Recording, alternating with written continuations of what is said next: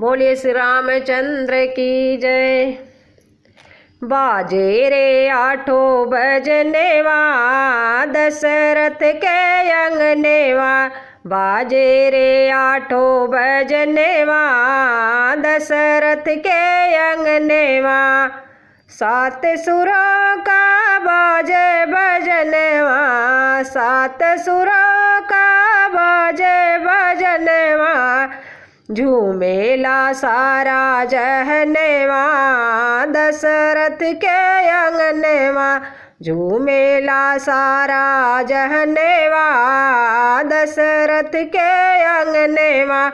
बाजे रे आठों बजनेवा, दशरथ के अंगनेवा। मर्यादा पुरुषोत्तम जन्म लियो है, मर्यादा पुरुषोत्तम जन्म लियो है।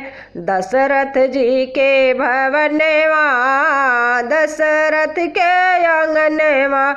दशरथ जी के भवनेवा, दशरथ के अंगनेवा। बाजे रे आठों बजनेवा, दशरथ के अंगनेवा।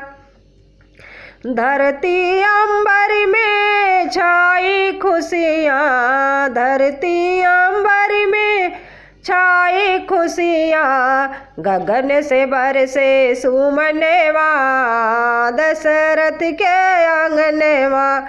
गगन से बरसे सुमनेवा, दशरथ के अंगनेवा। बाजे रे आठों बजनेवा, दशरथ के अंगनेवा। दशरथ जी धेनु गैया लुटावे, दशरथ जी धेनु गैया लुटावे। कौशल्या लुटावे कंगनेवा, दशरथ के अंगनेवा।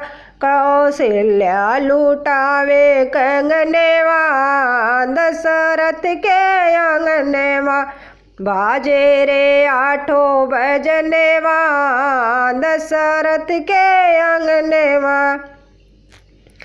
मनवा मुदित भय दशरथ जी का, मनवा मुदित भय दशरथ जी का। कौशल्या निरेखे लैलनेवा, दशरथ के अंगनेवा। कौशल्या निरेखे लैलनेवा, दशरथ के अंगनेवा। बाजे रे आठों बजनेवा, दशरथ के अंगनेवा। बाजे रे आठों बजनेवा, दशरथ के अंगनेवा।